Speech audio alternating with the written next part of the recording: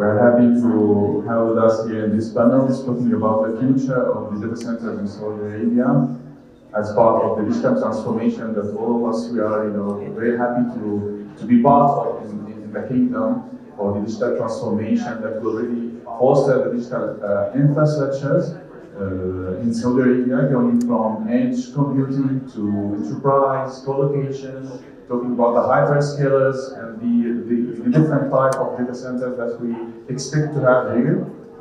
And what's really amazing that to see how the forecasted numbers about the development of this market going from 115 million data centers investments to almost 500 million USD in 2033, driven by this digital transformation and the push of AI and the push of the digital infrastructure in the market here in Saudi Arabia. So I would love to hear from our panelists their insights about this huge development of the market, the digital infrastructures, I would say future. How would you say, Mr. Awais, how would you say about this development, before going and discussing the questions that we will undertake today?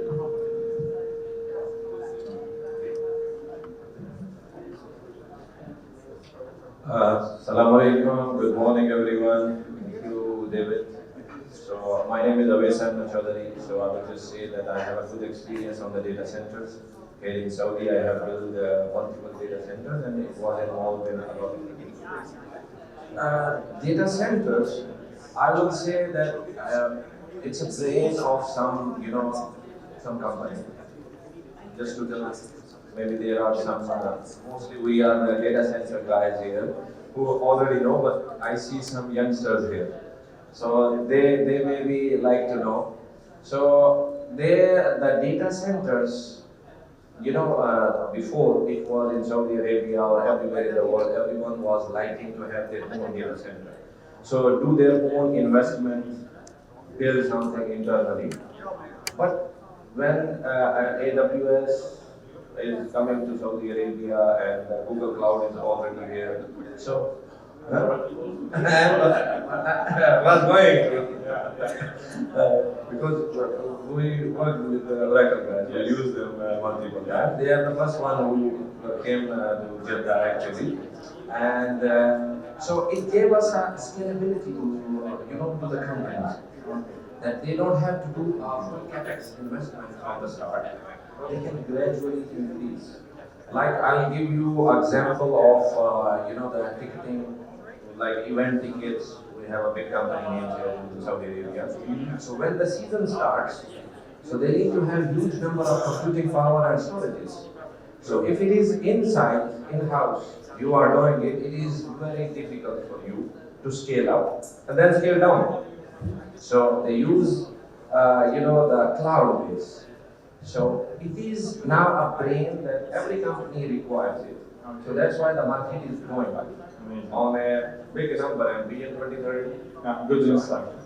And from Salam perspective, Mr. Majed, how do you see it in general, the data centers evolution and future in the kingdom, driven by the digital transformation? Yeah. Assalamu alaikum jameen. Let me introduce myself first. My name is Majed. I'm heading the cloud and infrastructure center, Salam team. So just to compliment my Deloitte here. When we talk about the data center, the brain, let's say, of digital era, we as a telecom company, we see ourselves as, let's say, the neural network that connects or, let's say, move the automation around. And that's actually our role here is very significant. So as you said, data centers used to be different. Data centers to be, let's say, rapidly. They provide multiple entities. I mean, there's big data centers, there's enterprise data centers, colocation. They're all built for specific needs. The way forward, how we see it is,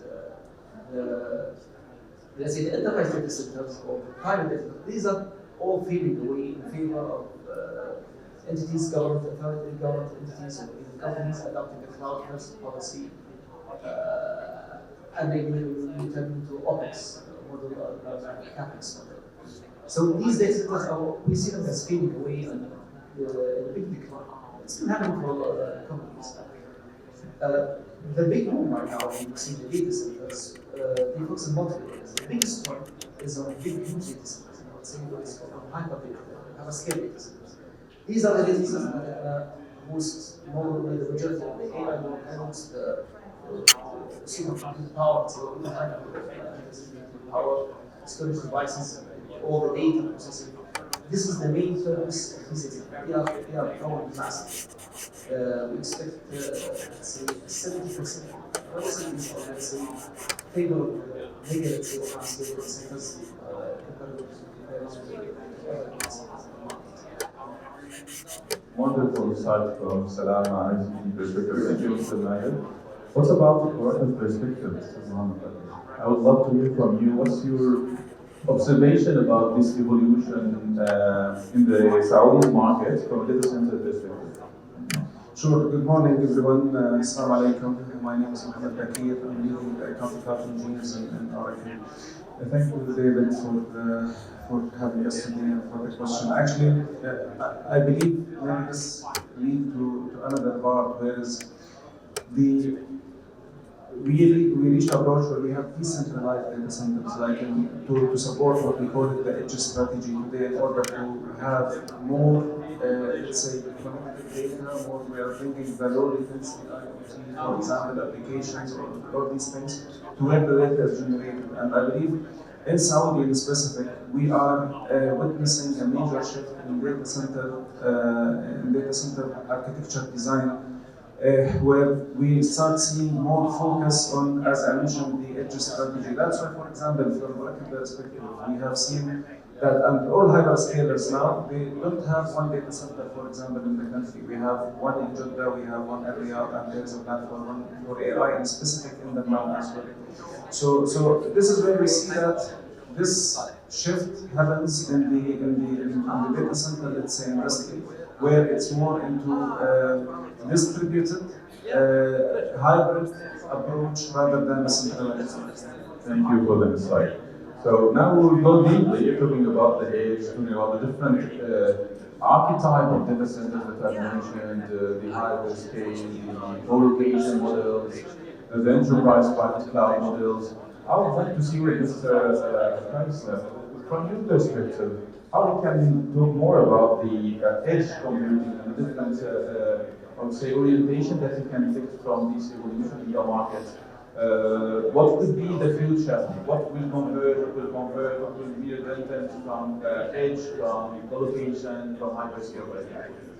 So actually I like to go back to history or to teach from the basics. You know, so I have some of my students here, by the way. So actually the edge computing, if you know, when some years ago people didn't know what is edge computing. We knew only that there is a data center where we are hosting our computers and the software and everything is running on them, or there is cloud. So edge computing actually it was evolved when you know the application they needed more bandwidth, and then the connectivity issues were there already. So latency increased, so they thought that instead of putting everything, the processor, power, computing in the data center, let's put it near the end. Let's say the IoT devices, you are on the road and you have there are IoT cameras, all these things. So how they work, I mean, they will, let's say, take a picture or some data and then they have to send it to the main data center. So this processing power, latency, it takes a lot of time. So the idea came from there that, okay, the computing with little bit of storage should be next to this small device. So this evolved the edge. So nowadays, as you see, we in 2030, Saudi Arabia, we are developing Kenya, Nino, and multiple other places. So it will not be feasible to have a huge data center in Jeddah, in Riyadh, and then all the data, everything comes from me onto the arc, and then goes back. So they thought let's build some micro data centers, or even the edge devices, some computers, small ones, put it next to the IoT. So it will be more computation, will be more quicker, and you will get your results faster. So this is one side of edge computing. Then co-location. Co-location, before, as I say, that the data centers companies, they have to build their own data center. Then the model came co-location. Multiple companies like Salam, used to be ITC, by the way. I will just say, I was one of the first employees of ITC, 2005. I built their Riyadh data center, and the next day, Jeddah and Dammam. But I left them in 2008, mid of it. So, good to know. Yeah, so we build a data center where we will have our own equipment, plus we will provide some co-location. Like other companies, we were given services. They will come, they can have their servers and everything, and instead of putting a capex, they can get the services from us. So this is co-location. It is more, cost-effective for companies to have just get the connectivity, and then from it evolved the hyperscalers and all these things like AWS cloud. So then of course hyperscalers are there now. Everyone needs GPUs. Power is required. So the big data centers are also building. The hyperscalers already are there.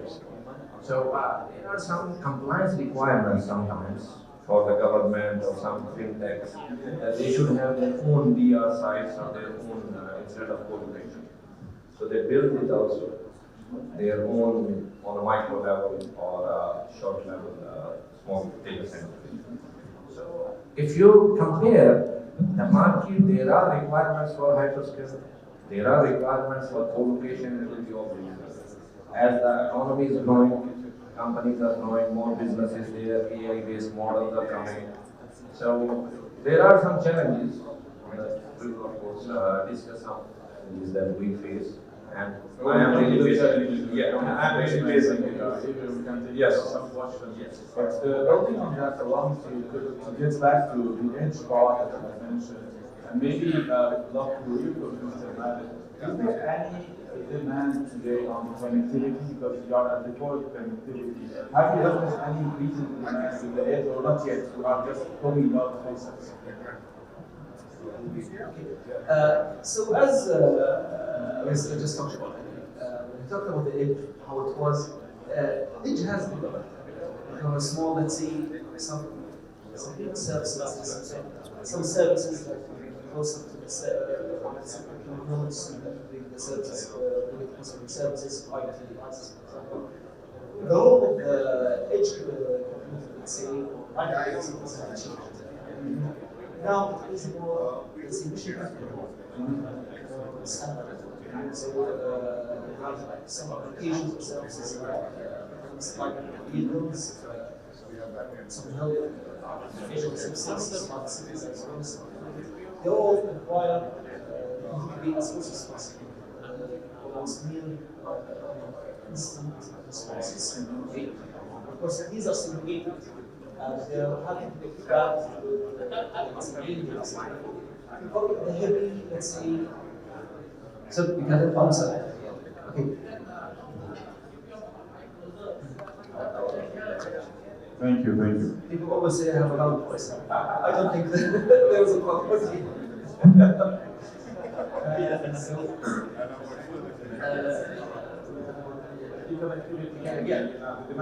So these technologies, the processing closer to the engine, the main data, the main data analytics, all on the core data center. So that's a big change. How that's concerned. Also including the colocation score as well. Of course, when you build these things together, you need the good backup. You connect them all together and ensure that you have the proper response and availability between all these sites. I just want to have a right? when I talk about how the scope has changed, the investment have changed, the data centers that we built for us at the time. yeah. It's all end of life. Yeah, and then the scope have changed, that's have changed. And you look at how things are 15 years ago, how the data center was built, what it was built for. The racks were on average, let's say 10 kilowatts per rack. That's what they were. That was the requirement at that time. Yeah.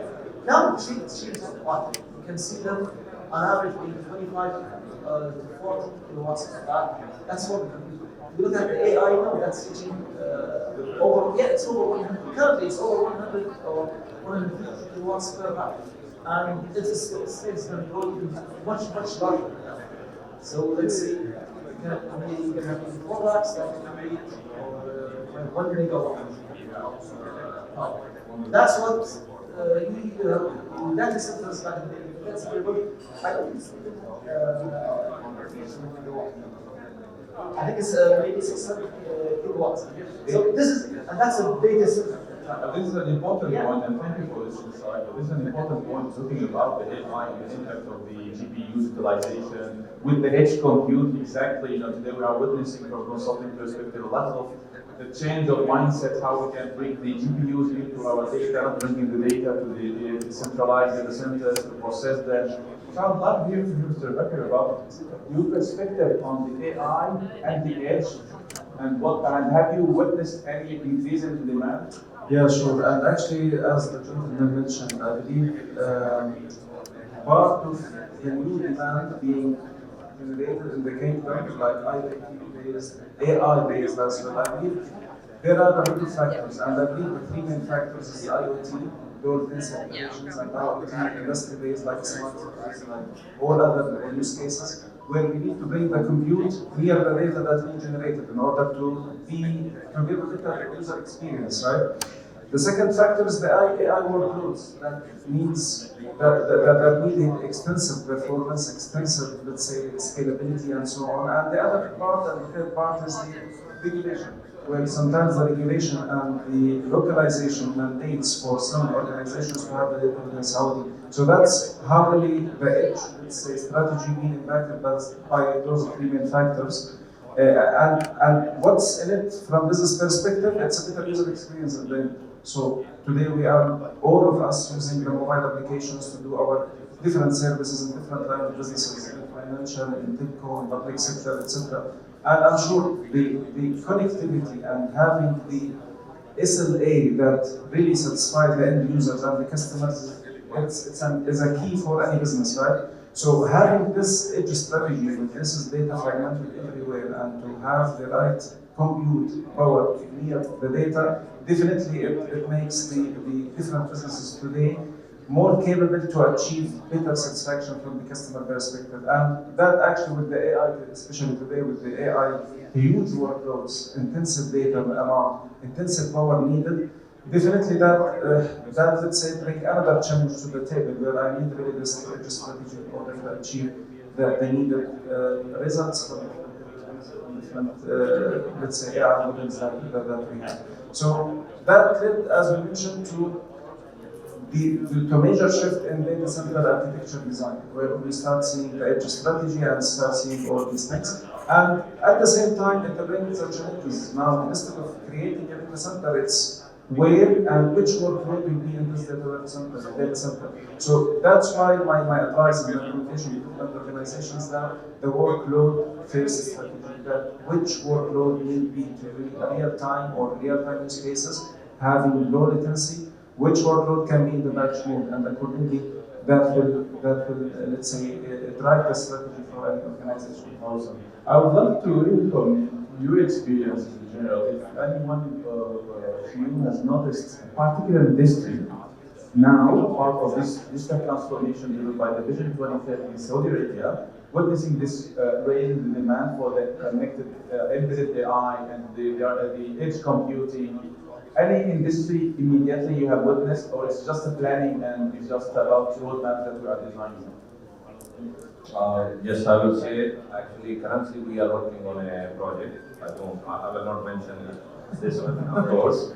But we saw that, especially when you say IoT devices, and especially the road safety and all this, the safety of this one, it requires a lot of, computing power and the connectivity. So as the connectivity, 5G is everywhere, and 6G, of course, we'll say more on this one. It's coming soon, the 6G. So you are now, when you can go live even on 5G.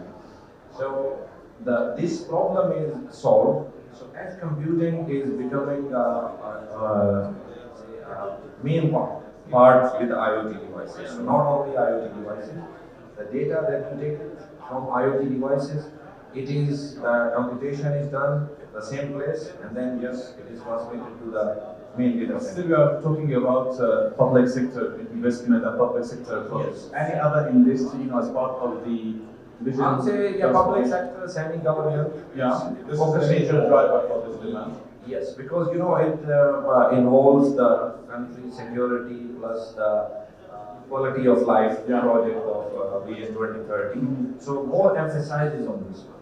Okay. This is what. And Mr. Majed, from your perspective, any private sector, industry 4.0, healthcare, anything, have you witnessed, this demand now? It's only just a design phase, and we're not yet there to have a huge demand on the connectivity for the integrated AI and edge computing. From our point of view, when it comes to connectivity and telco part, we're currently initiation of some projects that involve the telco, let's say virtual telco network.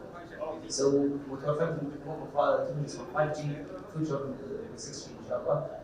We're planning to provide telco services through the edge. So the customers will not have to contact us, for example, to be looking for him or go through our. No, we're going to be able to provide telco services, networking services through our 5G network through edges, and you'll be able to virtually control everything through network virtualization systems or container virtualization systems. So that's a big shift for us in our strategy and how we provide our services. More with the logistics and that's what, and this is something that we're going to provide to everyone. About the public sector. It's becoming a huge industry in Saudi Arabia, the logistics and the new hubs, the new market.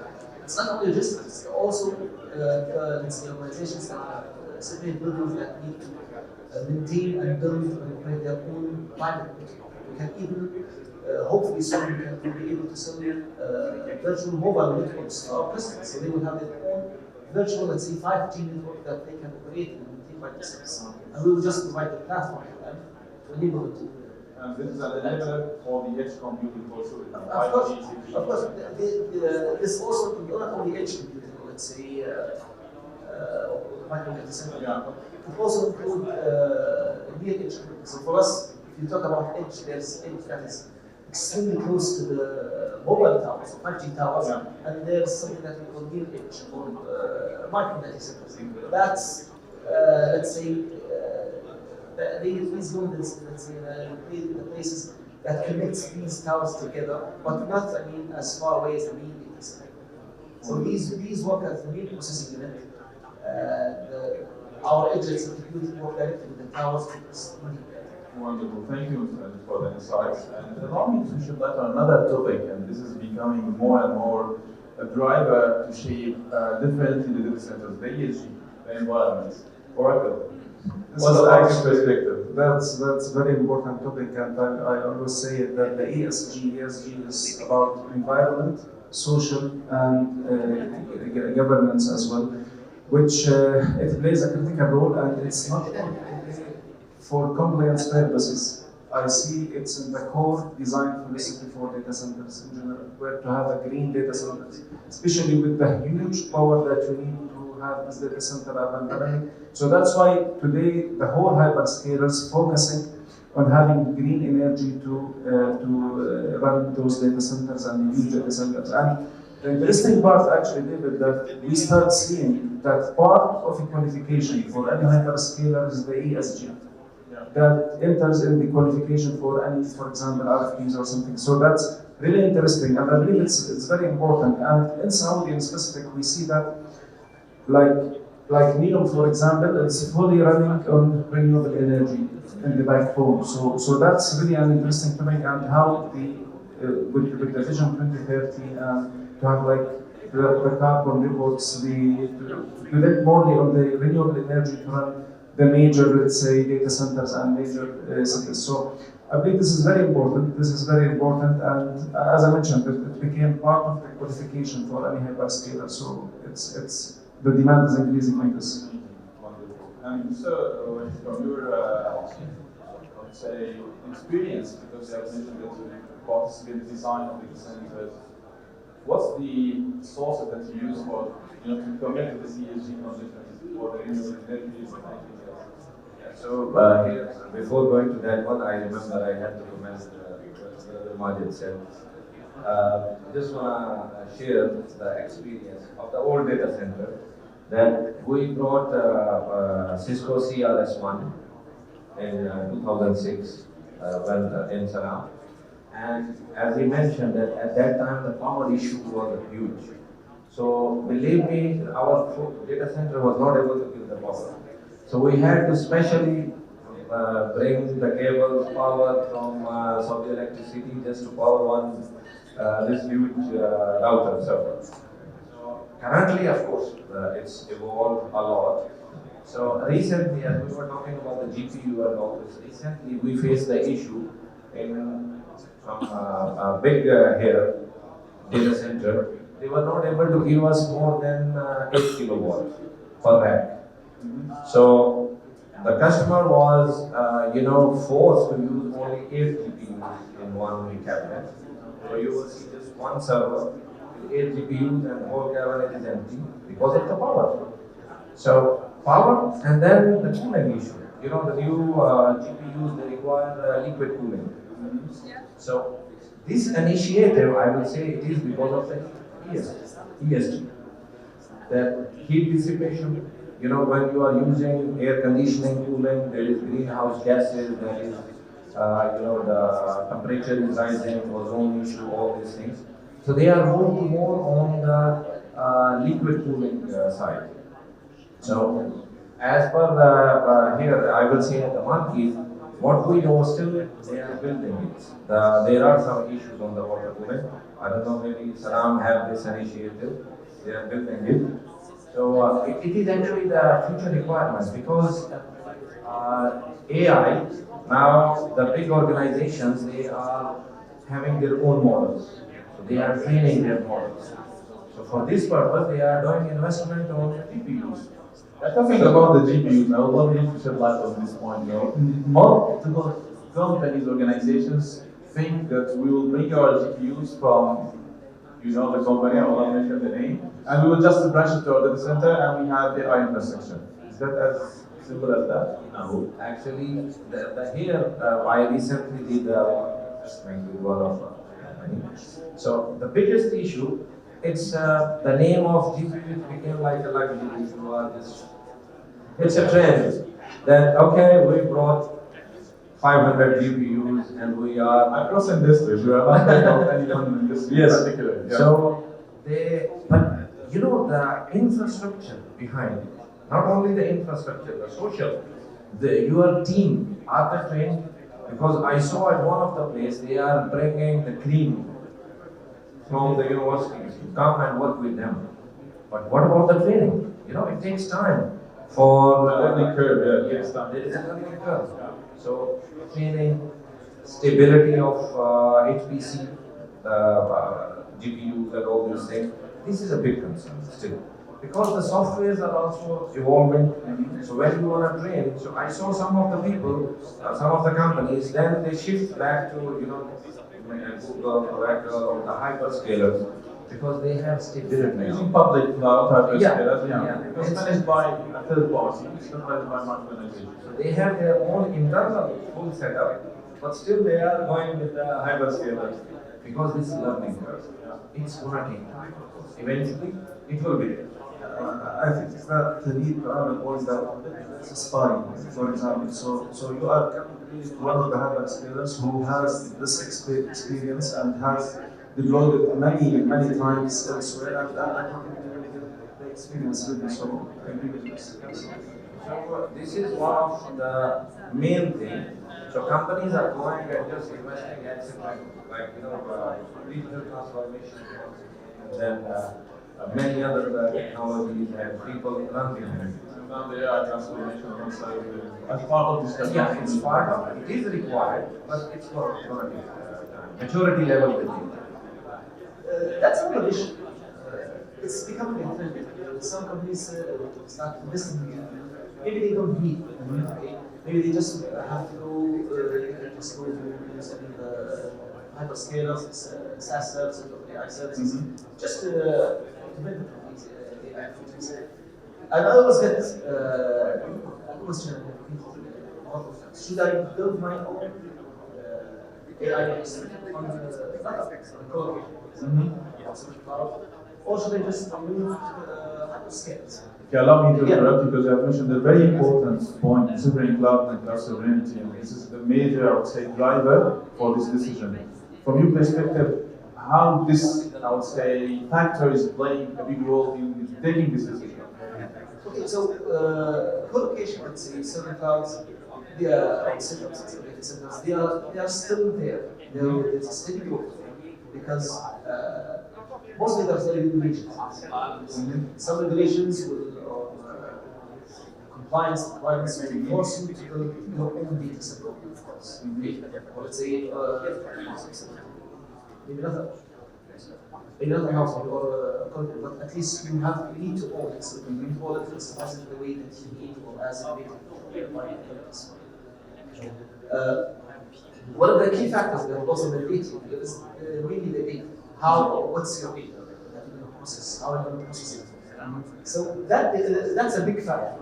Everybody, as I said, and they ask me what should I do, I always tell them it depends on your data.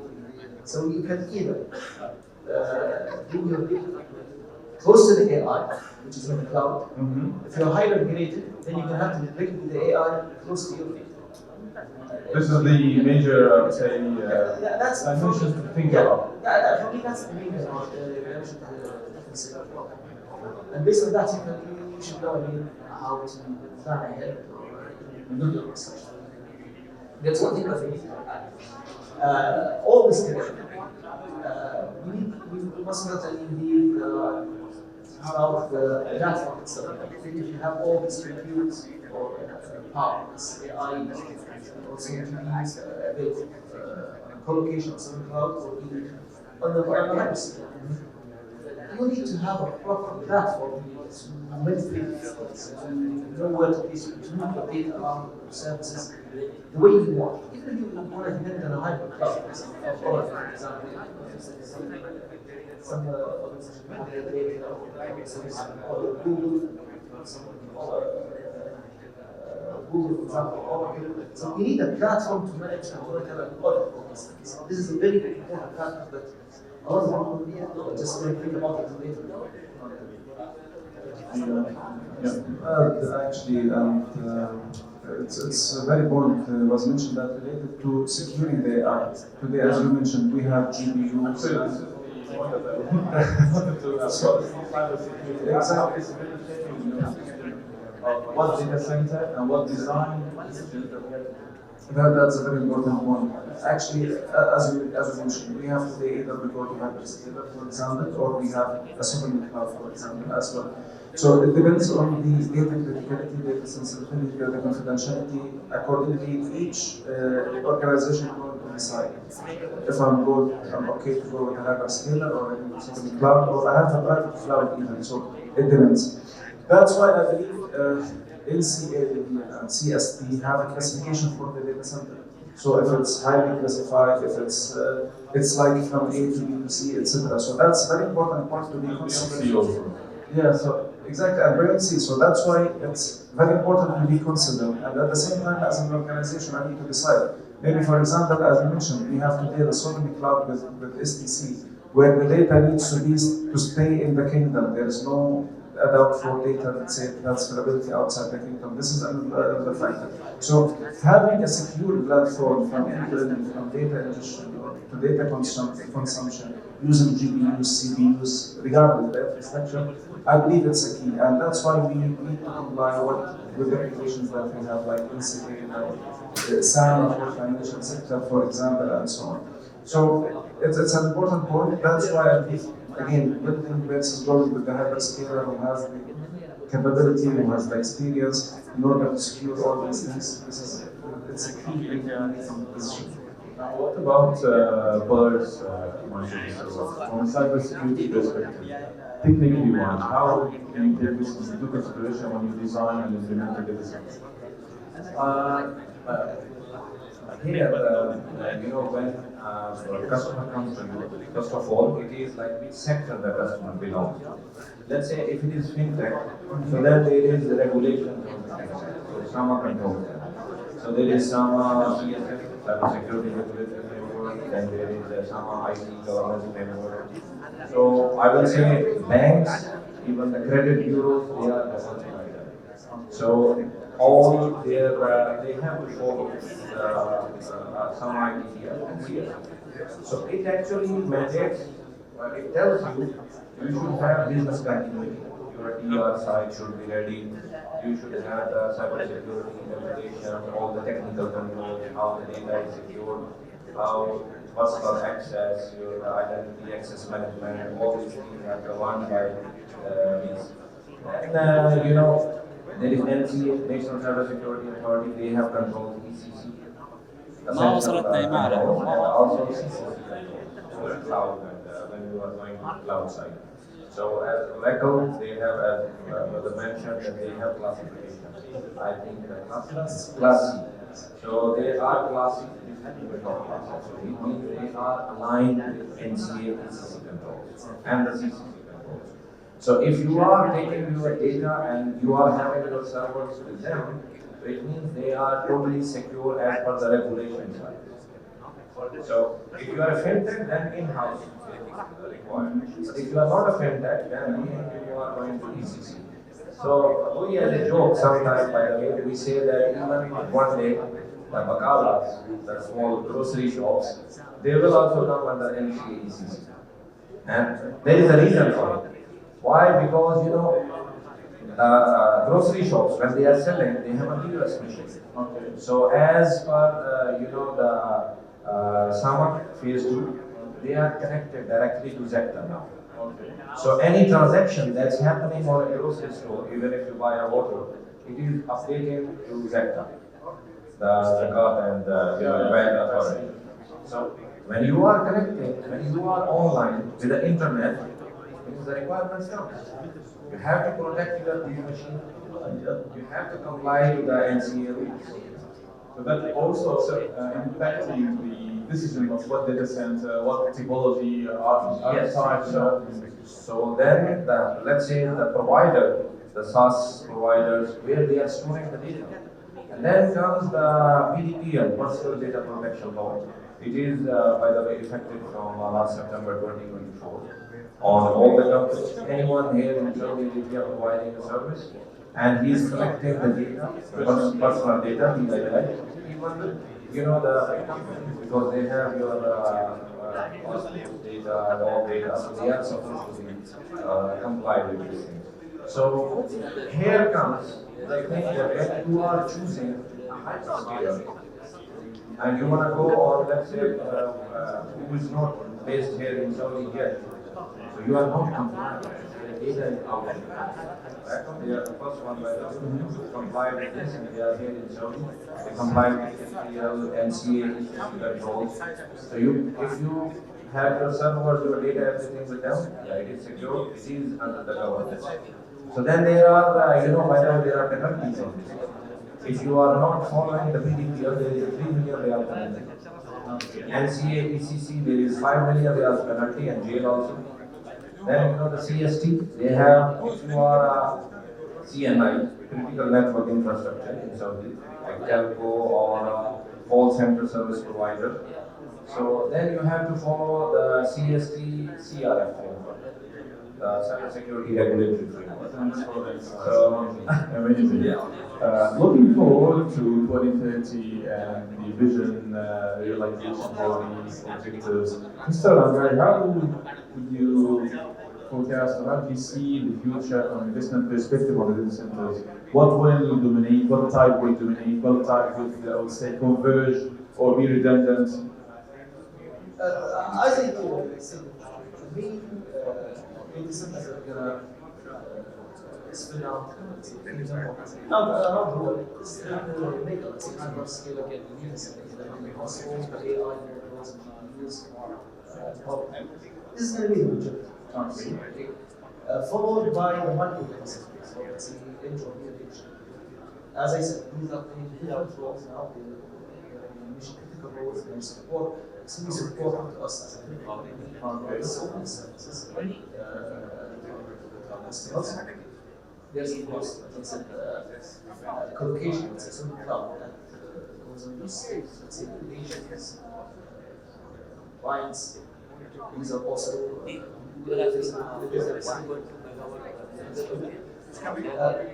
let's say, the investment side, last yesterday, for sort of main announcing investment 6 gigawatts. They are doing live. It's not a single data center. They are investing on 6 gigawatts, which is so that's a huge investment. That shows how much valuable this is and how much people are. Was that particularly for support the AI infrastructure, or? I assume it's going to be the majority. Okay. There's going to have to be some support, let's say, the near edge, for example, or even some colocation. But the majority, of course, it's going to have to be as you know, 30 years ago, the main AI nothing is support itself. And for us, of course, as a company, we're going to have to play a big role in integrating it. This is the most important part, the connectivity, because without connectivity, there is no any compute, useful compute. So, the traditional style, the single data center, so that's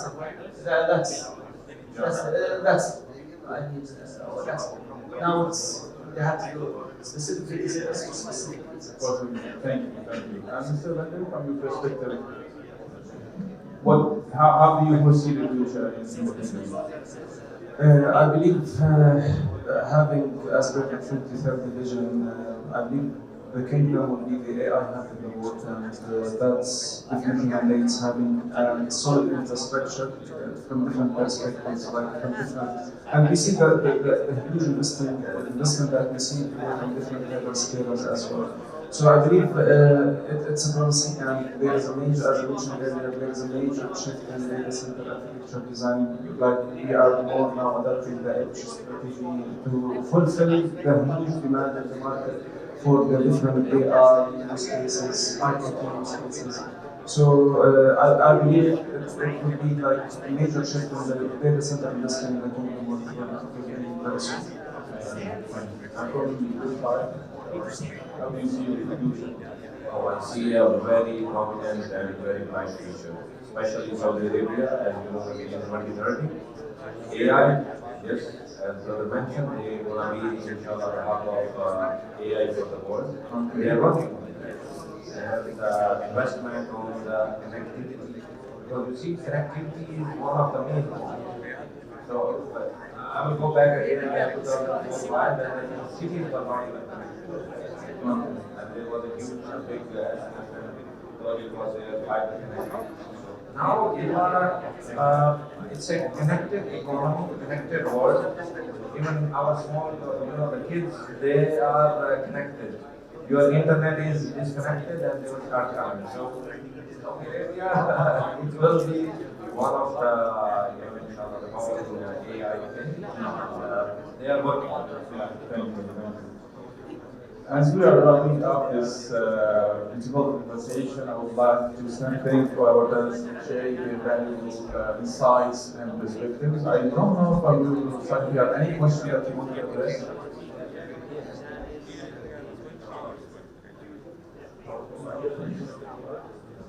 Thank you everyone for joining us this afternoon. Question for both three so I will ask three separate stuff, but they ask So the first one is decentralized. So we see that we are moving from a centralized paradigm to a distributed paradigm, where we have energy that become more and more organized. We tend to process it in the past time we are attending the data going today to the camera process. So the future is more and more and more. So I guess these are the issue of security, the destabilization and the certification is always and what we do is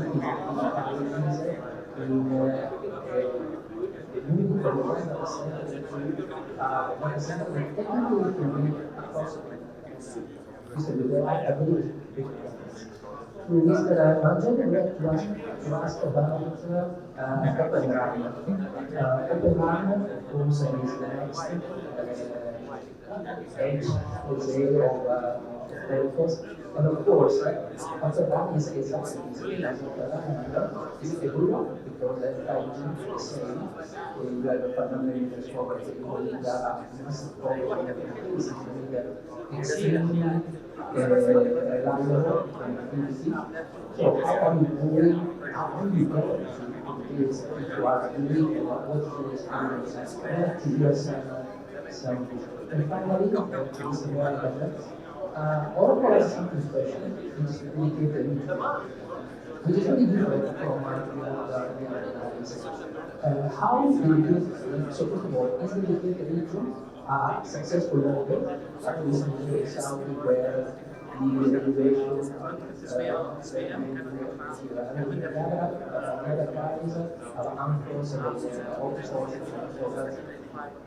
it's not something good to be honest. Whereas the dedicated region is practically a piece of how is this dedicated region supporting this distributed model? If supported, we need to remember what we when we speak about Oppenheimer is a mission critical. You don't run Windows at the edge. You need to run that person who is solving it, and you are Thank you very much. You want to answer or we have a question before I say? Let's. So what I will say on the edge side, and also the compliance based on this one, technology evolves with time. So of course there was no edge as you mentioned, and then the edge came and all these things. So at the same time, the government or a government's body, mostly academia works with them, they create the regulations also.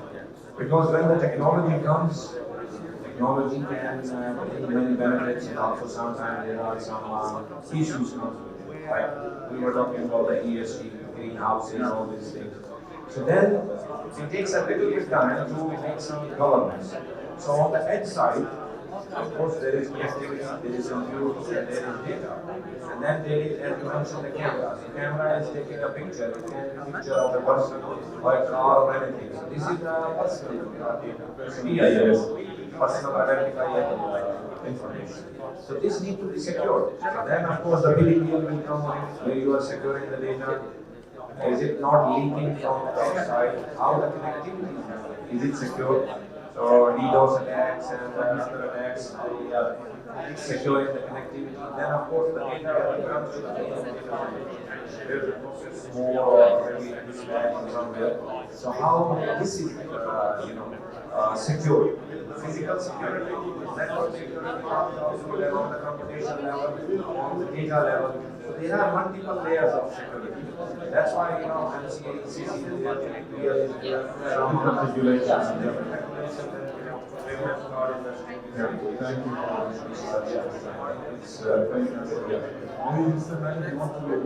Yeah, regarding the overall, let's say the cloud. So before it's it needs a lot of time to accomplish, because inside they have pretty much the skills. The way we're looking at things compared from multiple, let's say, data centers. There's the preparation for the edge side. It's a near edge side, it's the accounts. And then the edge side. Need to be prepared, like the infrastructure side as well, themselves. And then the network. So this is, let's say, the infrastructure that we need to prepare. There's also the platform, and that's a main part how we build our platform. We build our private services to our customers, our institutional services this way. There's not a lot of here. We provide full services itself, or we had a hybrid yes, it's a infrastructure and platform. With us, and some quality things like SI or Google. I just want to mention that this we're not doing this alone. CIT is also doing this. All of the customers, all of the different titles have this. As this is one of the goals that they need to accomplish. It's a driver now. It's a driver. Yeah. Thank you, Mr. Majed. So quickly, when our directors will take another question from I'd like to thank you for the question. It's very important you highlighted the dedicated region from Oracle. Before the dedicated region, I mentioned the cloud customer builder that we have in the customer side. And this is, I believe, it supports the edge strategy. Like, again, we are bringing the full management machines by Oracle to your data center to enable you to be near real time and to deliver the AIoT, AI use cases, etc. For the dedicated region specifically, I believe, yes, the model is successful. We have many customers who implemented this, and again, it depends on how much workload that you have. Because as you mentioned, dedicated regions look like we are bringing part of our data center in your private equity to maintain your critical, confidential, highly confidential data, and it's fully managed by Oracle. So if you think about it, again, this is toward shifting to the edge strategy. This is more than something is part of the whole Oracle, let's say, data centers worldwide. So I hope that answers the question. Thank you very much. Maybe you have a question? Hello, my name is Tim from CMC. So actually, I was heard your conversation about the age enterprises, colocation, and Hyperscale. So I would like to ask, you see, nowadays, in the past time, it's about the enterprise, right? The company they reach the space from colocation.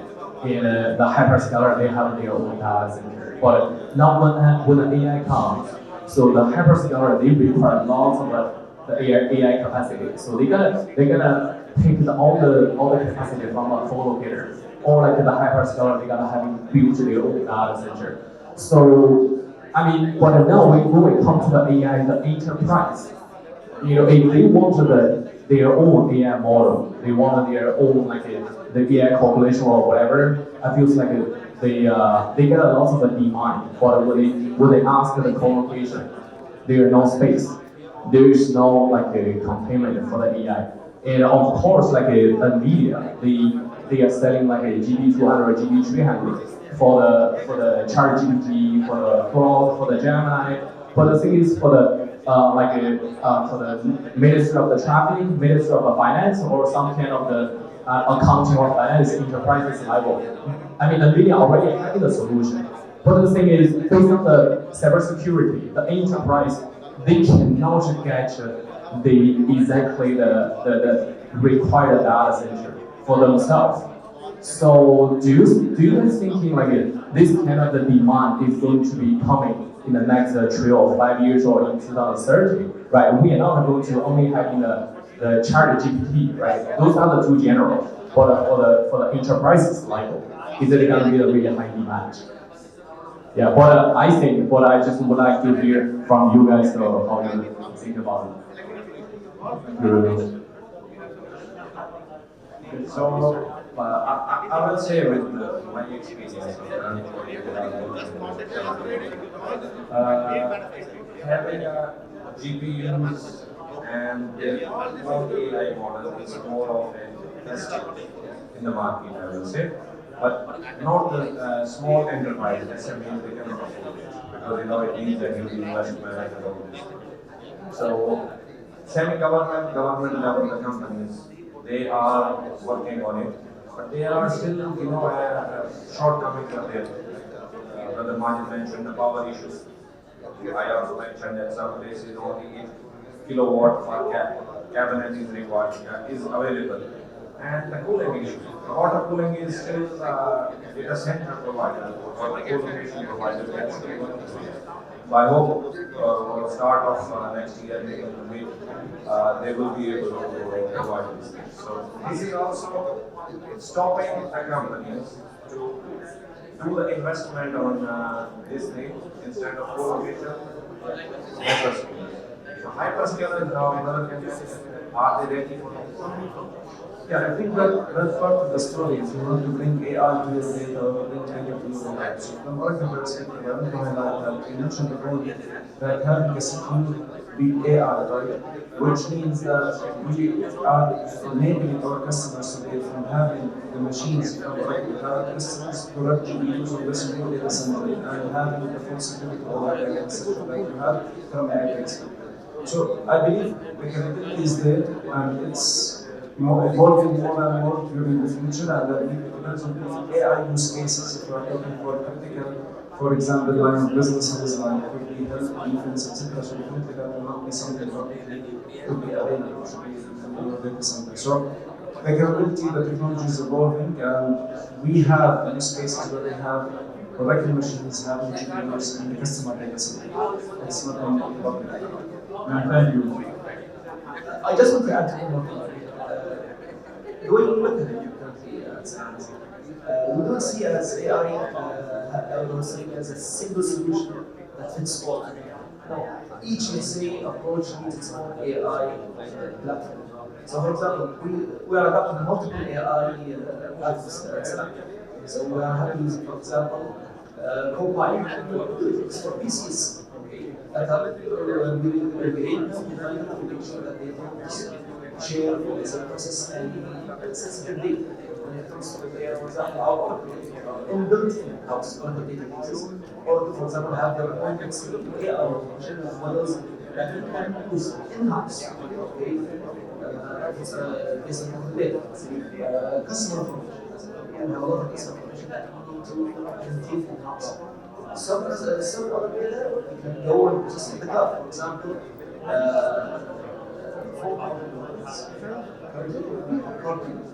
outside of data centers, within the Saudi because and do all the AI processing on the calls and Python on the cloud because this data is not that sensitive. So this is how we see the data. This is how we should it's all you need to analyze it. Let's say that's like you understand how you Thank you very much. We will take the last question here. Thank you so much. My name is Polaris. I'm Terry. I'm from Al Investment. I have one question actually regarding creating your own data center into the cloud. You mentioned, Mr. Majed, how critical the data is. So I need just to mention why how critical it's important to the data. It depends from companies. So this is my question. Thank you.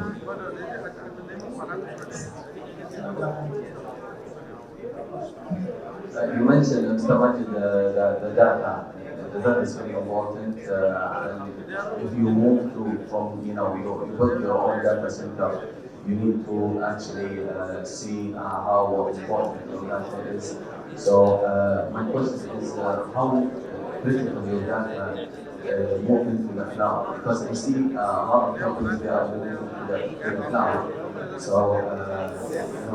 you see the data classification is very different from one company to another. But how is critical you can build your own data from moving to the cloud? Okay, so we follow the classification of Hidayah and CDC. Based on that, we can determine where the data should be placed. Also, we have about security and regulatory policies. They do that analytics first, they guide us, and then based on that, we will for example, wanted to use Copilot inside our organization. we didn't just make a decision like that. No, we had to align our cybersecurity,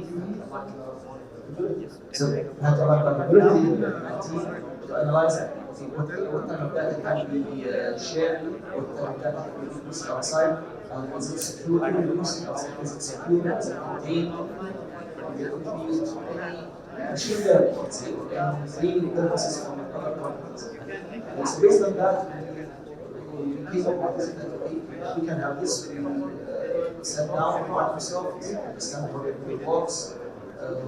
We have sessions, security sessions with them to understand the consequences, what you should do, what you should be worried about, check how we can educate our employees in-house so they understand how to use these features without giving them sector. And so we can say, 30 million